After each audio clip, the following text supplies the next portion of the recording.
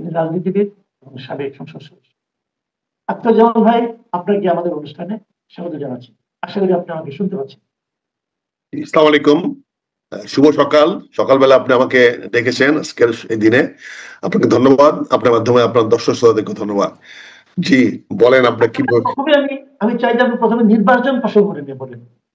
এই যে নির্বাচনের তারিখ ঘোষণা, এতদিন পরে ঘোষণা, অনেকদিন ধরে তো নির্বাচনের একটা রোড ম্যাপ চাওয়া হচ্ছিল, উনি কেন দিচ্ছিলেন না সেই ব্যাখ্যাও দেন নাই, কিন্তু অবশেষে একটা ঘোষণা করেন। আপনি এটাকে কিভাবে বলবেন? ধন্যবাদ আপনাকে। আসলে মাননীয় প্রধান উপদেষ্টা সাহেব জাতীয় উদ্দেশ্যে ভাষণটা দিয়েছেন, ভাষণটাকে উনি অনেকটা মানে অপ্রস্তুত এবং কি বলবো, যেটা যে ঘোষণাপত্র দিয়ে আসছেন সেই ঘোষণাপত্রের অসমাপ্ত ঘোষণা হিসাবে উনি এটাকে দিয়েছেন। কারণ আপনারা দেখতে পাচ্ছেন যে উনি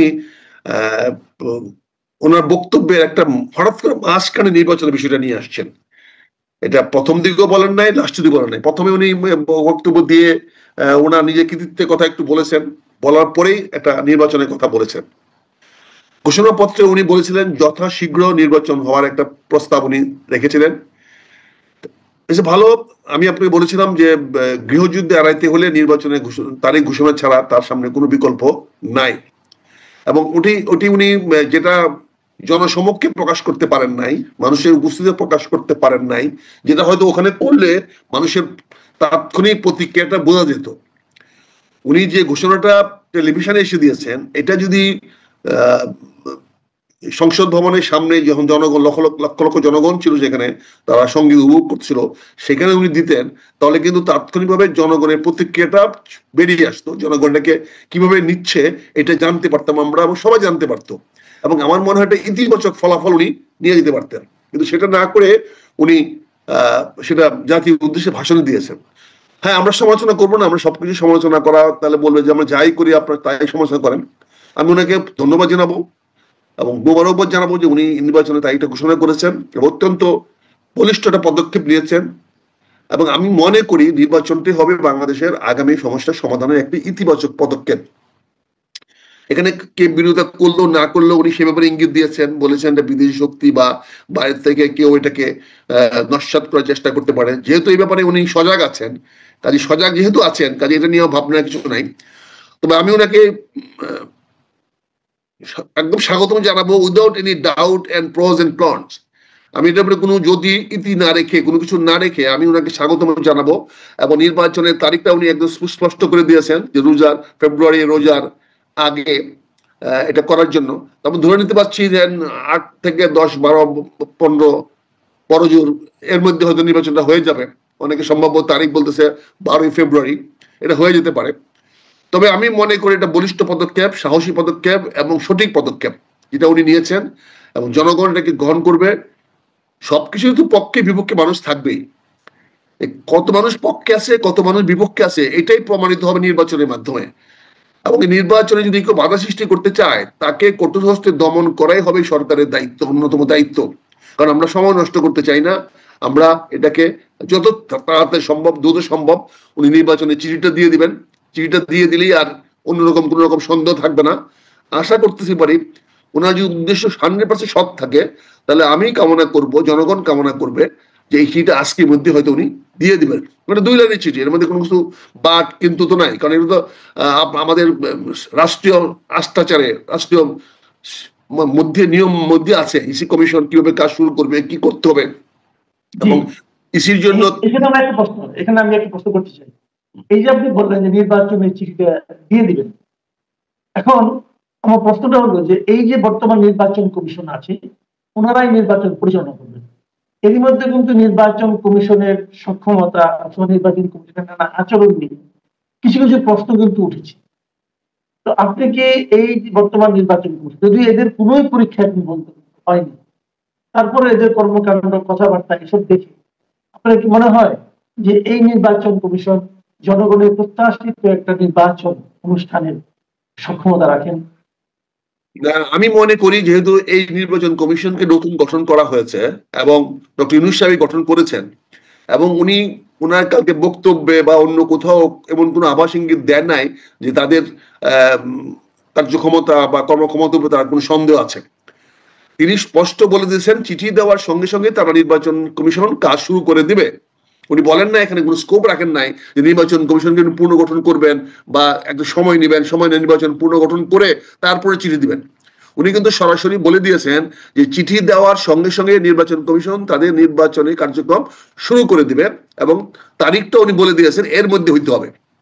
তার মানে উনি ডাইরেক্টিভও দিয়ে দিয়েছেন, পাশাপাশি উনি নির্বাচন কমিশনের স্বাধীনতা দিয়ে দিয়েছেন, কিন্তু অ্যাক্টিভ ইফ রেখেছেন, মানে একটা বাধা রেখেছেন যে উনি একটা চিঠি দিবেন, লিখিত চিঠি দিবেন। সেই চিঠিটা আমি মনে করি জাতীয় বৃহত্তর স্বার্থে এবং ওনার কমিটমেন্ট অনুযায়ী যত তাড়াতাড়ি দিতে পারবেন ততই ওনার স্বচ্ছতা প্রমাণিত হবে, ততই উনি যে সিরিয়াস এটা প্রমাণিত হবে। এই জন্য আমি আশা করছি আজকে ওয়ার্কিং ডে এই 2 লাইনের চিঠি ব্যাপারে থেকে বাধা আসে নাই। এবং সবচেয়ে মজার জিনিস হলো গত রাত থেকে কিন্তু তাৎক্ষণিকভাবে কেউ এর বিরোধিতা করে নাই, কোন রাজনৈতিক দল কিন্তু তাৎক্ষণিকভাবে বিরোধিতা করে নাই। এবং এখন পর্যন্ত আমরা যতটুকু জানি কোন রাজনৈতিক দল এই ব্যাপারে নেগেটিভ কিছু বলে নাই, নেতিবাচক কিছু বলে নাই, কিন্তু বিস্তারিত মন্তব্য তারা তাদের দলীয় ফোরামে আলোচনা করে তারা দিবেন। তো ইনি যদি মনে করেন যে কেউ বাধা দিতে পারে এই জন্য অপেক্ষা করে চিঠি দেরি করেন, তাহলে মনে হবে উনি সুযোগ নেওয়ার চেষ্টা করছেন।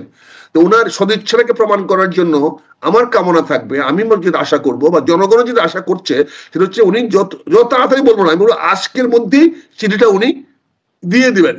তাহলে ওনার অবস্থানটা জাতির সামনে অনেক পরিষ্কার হয়ে যাবে এবং ওনার পদক্ষেপটা ইতিবাচক এবং ওনার অ্যাকশনটা যে একটা অত্যন্ত বলিষ্ঠ এবং সাহসী এবং উনি সৎ উদ্দেশ্যে বক্তব্য দিয়েছেন এটা জাতির সামনে প্রমাণিত হবে।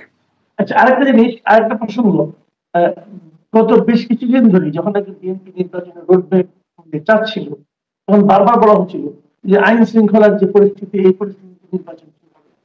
বিশেষ করে জামাতের পক্ষ থেকে আমি বলতে শুনছিলাম যে আইন শৃঙ্খলার যে পরিস্থিতি, এইভাবে নির্বাচন হয় না। এখন আইন শৃঙ্খলা পরিস্থিতি খুব একটা উন্নত হয়েছে গত কয়েকদিন অথবা গত কয়েক মাসে, সেরকমও দৃশ্যমান কিন্তু নয়। তাহলে কি নির্বাচনের সময় এই বর্তমান যে আইন শৃঙ্খলা বাহিনী আছে এদের দ্বারাই সম্ভব হবে, নাকি এখানে সেনাবাহিনীকে আপনার লাগানোর একটা প্রয়োজন থাকতে পারে মনে করেন? এখানে আইন শৃঙ্খলা রক্ষায় তো সেনাবাহিনী ইতিমধ্যে নিয়োজিত আছে এবং সেনাবাহিনীকে কিন্তু উইথড্র করা হবে না হবে এটা কিন্তু বলা হয় নাই। এছাড়াও আগেও বলে দেওয়া হয়েছিল যে আগামী নির্বাচনে 60,000 সেনাবাহিনীকে নিয়োগ দেওয়া হবে, বিষয়টা পরিষ্কার। আর গতকালকে একটা সুষ্ঠু সফল অনুষ্ঠান করার মাধ্যমে জাতির সামনে সারা বাংলাদেশে কালকে জানার উৎসব আনন্দ হয়েছে, মানুষ সবাই ঘর থেকে বেরিয়ে আসছিল, তাতে প্রমাণিত হয়েছে যে সরকারের কাছে আইন শৃঙ্খলা অবস্থিতি নিয়ন্ত্রণে আছে। কালকে কিন্তু কোনো অপ্রীতিকর ঘটনা ঘটে নাই। ফলে আইন শৃঙ্খলা বাহিনী কৃতিত্ব নিতেই পারে যে না, রাষ্ট্রটা তাদের নিয়ন্ত্রণে আছে, যদি পলিটিক্যালি আদারওয়াইজ মোটিভেটেড না হয়, যদি তাদের উদ্দেশ্য অন্যদিকে না যায়, তাহলে আমার মনে হয় আইন শৃঙ্খলা রক্ষাকারী বাহিনী এটাকে অত্যন্ত সুন্দরভাবে কাজটা করাতে পারবে। সবকিছু নির্ভর করে সরকারি সদিচ্ছার উপরে। এবং ডক্টর ইউনূস সাহেব তার জাতীয় উদ্দেশ্যে ভাষণের মাধ্যমে ওনার সদিচ্ছার প্রমাণ রেখেছেন, সদিচ্ছা দেখিয়েছেন। এখন বাস্তবায়িত করতে উনি কতটুকু সদিচ্ছা রক্ষা করবেন সেটা নির্ভর করছে আজকালের মধ্যে। জি, এখন অন্য প্রসঙ্গে যাচ্ছি, একটু অন্য প্রসঙ্গ নয়, মানে একদম খুবই কাছাকাছি প্রসঙ্গ। সেটা হলো জুলাই ঘোষণাপত্র। কালকে একটু বৈরী আবহাওয়া ছিল, টিপ টিপ বৃষ্টি ছিল, এর মধ্যেও অনেক লোক মানিক ভাই এভিনিউতে দাঁড়িয়ে দাঁড়িয়ে ডক্টর ইউনূসের ঘোষিত জুলাই ঘোষণাপত্র শুনেছেন। আমরাও টেলিভিশনে দেখেছি। ঘোষণাপত্রটা বেশ বড়ই ছিল, আমার কাছে একটু বড়ই মনে হচ্ছিল। তো এই ঘোষণাপত্রটা আমার ধারণা যেহেতু আগেও কিন্তু আপনি দেখেছেন এবং শুনেছেন এবং স্টাডি করেছেন, এই ঘোষণাপত্র নিয়ে আপনার কোনো মূল্যায়ন আছে? ধন্যবাদ আপনাকে। এই ঘোষণাপত্র নিয়ে আমি তো কালকে থেকে এটা নিয়ে একটু সিরিয়াসলি দেখাশোনা করার চেষ্টা করেছি। আমি এটার উপরে একটা ছোট্ট একটা নোট তৈরি করেছি, আমি যদি অ্যালাউ করেন আমি সেই নোটটাই পড়ে শোনাই তাহলে তাড়াতাড়ি হবে। আমার মতে জুলাই ঘোষণাপত্রটি ছিল একটি অত্যন্ত সূক্ষ্ম রাজনৈতিক দলিল, একটি বলিষ্ঠ রাজনৈতিক দলিল বলে আমি মনে করি, যা 2024 সালের গণ অভ্যুত্থানের পটভূমি, কারণ, ফলাফল এবং ভবিষ্যৎ রাজনৈতিক কাঠামো গঠনের অভিপ্রায়কে তুলে ধরা হয়েছে। এবং এটার মধ্যে আমি 5টি ইতিবাচক এবং 5টি নেতিবাচক পয়েন্টকে আমি আইডেন্টিফাই করেছি। এখানে আমি সময় দিচ্ছি, 5টি ইতিবাচক পয়েন্ট বলেছি, 5টি নেতিবাচক। আমি সংক্ষেপে বলছি, ইতিবাচক 5টির মধ্যে আমি মনে করি এখানে গণ ইচ্ছার প্রতিফলন হয়েছে। প্রথমত আমরা যে দেখতে পাচ্ছি গতকালকে ওনার বক্তব্যের মধ্যে বা এটা ঘোষণার মধ্যে গণ ইচ্ছার যে প্রতিফলন, সেই প্রতিফলন হয়েছে দীর্ঘকালীন আন্দোলন, সংগ্রাম এবং আত্মত্যাগের রাষ্ট্র স্বীকৃতি দেওয়া হয়েছে। এটি জনগণের সার্বভৌমত্ব, গণতন্ত্র, মানবাধিকারের প্রতিশ্রুতির পুনঃপ্রতিষ্ঠার গুরুত্বপূর্ণ একটি দলিল হিসাবে বাংলাদেশের মানুষের সামনে বহুদিন থেকে যাবে। দ্বিতীয়ত বলছি যে স্বৈরশাসনের বিরুদ্ধে অবস্থান, এটাকে গতকালকে পরিষ্কার করা হয়েছে। ঘোষণাপত্রে একদলীয় শাসন ব্যবস্থা, ফ্যাসিবাদ দমন পীড়ন ও দুর্নীতির বিরুদ্ধে স্পষ্ট অবস্থান নেওয়া হয়েছে, যা গণতান্ত্রিক চেতনার পক্ষে একটি সাহসী পদক্ষেপ। এটাকে আমি মনে করি একটি ইতিবাচক জিনিস। 3 নম্বরে মনে করি সাংবিধানিক সংস্কারের উদ্যোগ। প্রস্তাবে সংবিধানে গণতান্ত্রিক সংস্কারের কথা বলা হয়েছে, যার মাধ্যমে ভবিষ্যতে রাজনৈতিক সংকট এড়ানো এবং গণতান্ত্রিক প্রতিষ্ঠানগুলোকে কার্যকর করা সম্ভব হতে পারে। এরকম সম্ভাবনা একটা উনি কালকে ওনার বক্তব্যে আমরা দেখতে পাই। 4 নম্বর যেটা দেখেছি আমরা, আমার কাছে মনে হয়েছে শহীদদের স্বীকৃতি ও ক্ষতিপূরণ। গণ অভ্যুত্থানে নিহত ও আহতদের জন্য রাষ্ট্রীয় স্বীকৃতি ও আইন সুরক্ষার প্রতিশ্রুতি একটি মানবিক ও ন্যায়সঙ্গত পদক্ষেপ। এটা খুবই মানে প্রয়োজন ছিল এবং এটা উনি পরিষ্কার করেছেন। কাজে মনে করি মানবিক পদক্ষেপটা জনগণের মাঝে একটা ইতিবাচক প্রভাব তৈরি করবে। পঞ্চম যেটা আমার কাছে যে 5টিকে আমি হাইলাইট করেছি, এই জন্য 5টি বলছি। পরিবেশ ও ভবিষ্যৎ প্রজন্মের অধিকারের অঙ্গীকার। ভবিষ্যৎ পরিবেশ ও জলবায়ু সহিষ্ণু, অন্তর্ভুক্তিমূলক ও টেকসই উন্নয়নের অঙ্গীকার বর্তমান বিশ্বের চাহিদার সঙ্গে সামঞ্জস্যপূর্ণ।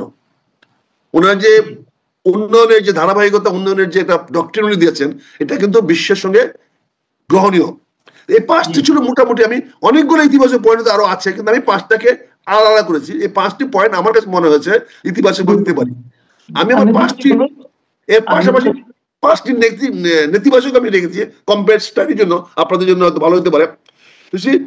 প্রথমেই ছিল রাজনৈতিক পক্ষপাত দুষ্ট ভাষা। ওনার যে ভাষাটা ছিল সেটা ছিল রাজনৈতিক পক্ষপাত দুষ্ট ভাষা, যেটা মানুষের কাছে কাম্য ছিল না। ঘোষণাপত্রে শেখ হাসিনা ও আওয়ামী লীগ সরকারের বিরুদ্ধে কঠোর, ব্যক্তিকেন্দ্রিক এবং বিদ্বেষমূলক ভাষা ব্যবহার করা হয়েছে, যা দলিলটির নিরপেক্ষতা ও গ্রহণযোগ্যতা প্রশ্নবিদ্ধ করতে পারে। উনি তো জাতীয় নেতা, উনি কোন দলীয় নেতা নন। উনি জাতির উঠতে পারতেন, এটা জনগণের একটা প্রত্যাশা। প্রতিপক্ষ থাকবেই, শত্রু থাকবেই। অন্য ভুল হয়েছে বলে তো আমার সঠিকতাটার প্রয়োজনীয়তা দেখা দিয়েছে। এটা মনে হয় দীর্ঘমেয়াদে একটা পক্ষপাত দুষ্ট থেকে যাবে ওনার বক্তব্যটা। এটা আমার ব্যক্তিগত মতামত। 2 নম্বর হলো রাজনৈতিক প্রতিশোধ, বিচারের অঙ্গীকার। এটা শব্দটা আমি বলছি রাজনৈতিক প্রতিশোধ। অতীতের অন্যায় ও নিপীড়নের জন্য দ্রুত বিচারের ঘোষণা রাজনৈতিক প্রতিহিংসার ইঙ্গিত দিতে পারে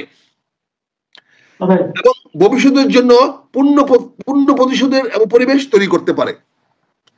এখানে আমি সরকার হিসেবে যখন আমি কাউকে বিচার করার অঙ্গীকার করি, তাহলে সরকার একটা পক্ষপাতদুষ্ট হয়ে যায় এবং সরকার একটা প্রতিপক্ষকে বিচার করার কথা বলতে পারে। বিচারটা ছিল নিরপেক্ষ। আমরা জানি যে বিচার একটা নিরপেক্ষ বিষয়। এখানে সরকার বা বাদীর প্রশ্ন বড় কথা নয়, বিচারটা নিরপেক্ষভাবে হবে। কিন্তু ওনার এরকম ঘোষণার মধ্যে এটা আসাটা, এটা প্রতিশোধমূলক হিসাবে অনেকে ভবিষ্যতে হয়তো এটাকে চিহ্নিত করতে পারে, আমার কাছে মনে হয়েছে। আরেকটা জিনিস মনে হয়েছে রাষ্ট্রীয় প্রতিষ্ঠানগুলোর পুনর্গঠনের অস্পষ্টতা। যদিও সংস্কারের কথা বলা হয়েছে, কিন্তু কোন কাঠামোতে এবং কিভাবে এই রূপান্তর বাস্তবায়ন হবে তা স্পষ্টভাবে উল্লেখ করা হয়নি। উনি সংস্কারের কথা বলেছেন, কিন্তু কিভাবে করবেন এটা এখানে উনি ব্যক্ত করতে পারেন নাই। 4 নম্বর বলছি বিদেশি রাষ্ট্র ও শক্তির বিরুদ্ধে অভিযোগ। তিনি কিন্তু কোনো সুনির্দিষ্ট কোনো রাষ্ট্র বলেন, বিদেশি শক্তি, তার মানে এনিবডি আদার দেন বাংলাদেশ। বিদেশি শক্তি বলতে সবাইকে উনি মিন করতে পারেন, এটা অনেকে এইভাবে নিতে পারে। উনি বলেছেন ঘোষণাপত্রে বিদেশি রাষ্ট্র ও বহিঃশক্তির বিরুদ্ধে প্রভুত্বের অভিযোগ রাজনৈতিক ও কূটনৈতিক জটিল পরিস্থিতি তৈরি করতে পারে, যা আন্তর্জাতিক সম্পর্কের জন্য ঝুঁকিপূর্ণ। উনি কিন্তু সুনির্দিষ্ট করেন নাই। উনি বলছেন বহিঃশক্তির প্রভাব এবং যারা প্রভুত্ব করতে চায়, প্রভুত্ব করার জন্য তো অনেক রাষ্ট্রই আছে, তারা এটাকে ইতিবাচক ভাবে নিবে না। তাদের প্রতি একটা ওয়ার্ড অফ ওয়ার্নিং দেওয়া হলো। ফলে কিন্তু আপনি বিদেশে বন্ধু কম হারাবেন, অবিশ্বাসটা বিদেশির সঙ্গে বৃদ্ধি পাবে। ওরা যখন আপনাকে কোনো কিছু চাপ দিবে। তো 5 নম্বরটা আমি বলতে চাচ্ছি সেটা হচ্ছে এই ঘোষণাপত্রের আইনগত গ্রহণযোগ্যতার ঝুঁকি রয়েছে। যেহেতু এটি একটি গণ অভ্যুত্থান থেকে উদ্ভূত দলিল, আমি রিপিট করছি কথাটা এখানে, যেহেতু এটি একটি গণ অভ্যুত্থান থেকে উদ্ভূত দলিল, উনি কিন্তু বিপ্লব বলেন নাই, খেয়াল করে দেখেন, এটা গণ অভ্যুত্থান থেকে উদ্ভূত দলিল, তাই আন্তর্জাতিক আইন বা বিদ্যমান সংবিধান অনুযায়ী, আমি আবার বলছি, আন্তর্জাতিক আইন ও বা বিদ্যমান সংবিধান অনুযায়ী এর বৈধতা ও দীর্ঘস্থায়ী প্রভাব নিয়ে প্রশ্ন উঠতে পারে। আমরা আগে থেকে বলে আসছি, যদি এটা বিপ্লবী সরকারের ঘোষণাপত্র হইতো তাহলে আপনি এটাকে একটা আইনগত বা গ্রহণযোগ্যতা ভিত্তি দিতে পারতেন, কিন্তু আপনি বারবার কালকে বলেছেন গণ অভ্যুত্থান, আপনি কিন্তু বিপ্লবের কথা বলেন নাই। গণ অভ্যুত্থান হলে কিন্তু আইনগত হয়ে যায় না, বিদ্রোহীরা কিছু করলে সেটা আইনগত হয়ে যায় না, সেটা আইনের মধ্যে নিয়ে আসতে হবে। তো ওনার এই ঘোষণাপত্রটাকে আইনগত গ্রহণযোগ্যতার মধ্যে ঝুঁকির মধ্যে ফেলে দিয়েছেন। না, উনি তো বলেছেন যে এটাকে সংবিধানের তফসিল হিসেবে অন্তর্ভুক্ত করা হবে। এখানে তো আইনগত গ্রহণযোগ্যতার প্রশ্ন, উনি তো ব্যক্তি হিসেবে বলেছেন, বাধ্যবাধকতা নাই। উনি তো বর্তমানে ওনার তো আইনগত ভিত্তি নাই, উনি তো এটাকে প্রোক্লামেশন করেন নাই, উনি গ্যাজেটের নোটিফিকেশন করেন নাই, উনি বক্তব্য দিয়েছেন, প্রস্তাব দিয়েছেন। এটা তো প্রস্তাবনা, ঘোষণাপত্র। এটা তো বিপ্লবী সরকার ঘোষণাপত্র না। উনি সেই সাংবিধানিক সরকার, এবং এটা অন্যের কাঁধে দিয়ে দিচ্ছেন যে তোমরা সেটা আইনে পরিণত করবা। ফলে এটা গ্রহণযোগ্যতা নিয়ে এটা প্রশ্ন আমার কাছে মনে হয়েছে। আপনারা হয়তো ঠিক আছে, ঠিক আছে, আপনাকে অনেক ধন্যবাদ। আপনি আসলে মানে খুবই আপনার যে বিশ্লেষণ এবং এটা নিয়ে 30 সেকেন্ড দিলে আমি একটা উপসংহার আনতে চাই। আমি বক্তব্যটা দিলাম, একটা উপসংহার আনতে চাই, যেহেতু আমি পক্ষে বিপক্ষে দুইটা পয়েন্টে বললাম। আমি নিরপেক্ষ অবস্থান থেকে 5টা গুড পয়েন্ট, 5টা ব্যাড পয়েন্টকে আমি সিলেক্ট করেছি, সো দ্যাট আপনারা তুলনা করে দেখবেন, জাতি তুলনা করে দেখবে সবাই। উপসংহারে বলতে চাই, জুলাই ঘোষণাপত্র একটি ঐতিহাসিক মোড় ঘোরানো দলিল হিসাবে বিবেচিত হতে পারে। আর এর ভাষা, দৃষ্টিভঙ্গি ও বাস্তবায়ন কাঠামো অধিকতর ভারসাম্যপূর্ণ সমন্বিত হলে এটি গণতন্ত্র ও শাসন সংস্কারে আরো কার্যকর ভূমিকা রাখতে পারবে। এটা ঐতিহাসিক প্রেক্ষাপট ও ভবিষ্যৎ রাজনৈতিক রূপান্তরের মাঝে একটি সংযোগ রেখা টানার প্রয়াস হলেও এর বাস্তবায়ন নির্ভর করবে জনগণের আস্থা, আন্তর্জাতিক সমর্থন ও অন্তর্বর্তী সরকারের দূরদর্শী নেতৃত্বের উপর। আমি প্রেসাইজ হওয়ার জন্য লিখতে দিলাম, প্রেসাইজ হওয়ার জন্য আমার ভাষাটা এদিক সেদিক না হয়ে যায়, যাতে আপনারই বক্তব্যটা একটা দল হিসাবে থেকে যায়, এবং আপনি যে আমরা যে সঠিকভাবে জিনিসটা করতে পেরেছি, এই জন্য আমি 5টা গুড পয়েন্ট, 5টা ব্যাড পয়েন্ট নিয়ে তুলনামূলকভাবে আমি আশাবাদী এটা একটা ভালো দলিল হতে পারে, এবং এটা আমাদেরকে নতুন দিক দিতে পারে, এবং এইটাকে ভিত্তি করে আমরা সামনের দিকে আগাতে পারি, নেতিবাচক ভাবে না দেখে আমরা এটা নিয়ে আগাতে পারি। কাজে আমি মনে করি, আমি ধন্যবাদ জানাতে চাই ডক্টর ইউনূসকে সবার শেষে, এবং সকল রাজনৈতিক দলগুলোকে, তারা একটা ঐক্যমত্যে পৌঁছতে পেরেছে, এবং ঐক্যমত্যে ধরে রেখে বাংলাদেশটাকে একটা সুন্দরের দিকে নিয়ে যাবেন। এটাই রাজনৈতিক দলের নেতৃবৃন্দের কাছে জনগণের প্রত্যাশা থাকবে, আমি তো থাকবেই, এবং আপনারও সমর্থন আমি কামনা করব। ধন্যবাদ আপনি আমাকে সুযোগ দেওয়ার জন্য। ধন্যবাদ। আপনি বেশ খুবই সচেতন থাকে এবং দূরদৃষ্টি নিয়েই আমার মনে হয় বিশ্লেষণ করেছেন, এবং আমার মনে হয় আপনার এই কথা থেকে আমাদের দর্শকদের মধ্যে একটা চিন্তার খোরাক। প্রিয় দর্শক, আপনারা শুনলেন মেজর আখতারুজ্জামানের বিশ্লেষণ আমাদের জুলাই ঘোষণাপত্র নিয়ে। উনি নিজে হয়তো রাজনৈতিক দলের সঙ্গে জড়িত অথবা জড়িত ছিলেন, একসময় ছিলেন আমরা জানি, কিন্তু ওনার বক্তব্যের মধ্যে কিন্তু আমি এক ধরনের সার্বজনীন একটা চিন্তার প্রকাশ দেখতে পেয়েছি, এবং উনিও সেটাই চেয়েছেন এই ধরনের ঘোষণাপত্র যেন পক্ষপাত ঘোষণা হয়, কেউ যেন মনে না করে যে আমরা একটা দলকে সাপোর্ট করছি অথবা একটা দলকে এগিয়ে যাচ্ছি, কারণ এটা কিন্তু অনেক দিন থেকে যাবে যদি সংবিধান তফসিলে থাকে। তো এই বিষয়গুলো নিয়ে আরো আলোচনা হবে। মেজর আখতারুজ্জামান আলোচনাটা হয়তো শুরু করলেন, পরে কে কিভাবে আলোচনা করে সেগুলো আমরা দেখা অপেক্ষা। আপনারা সবাই ভালো থাকবেন। এখন পর্যন্ত আল্লাহ হাফেজ।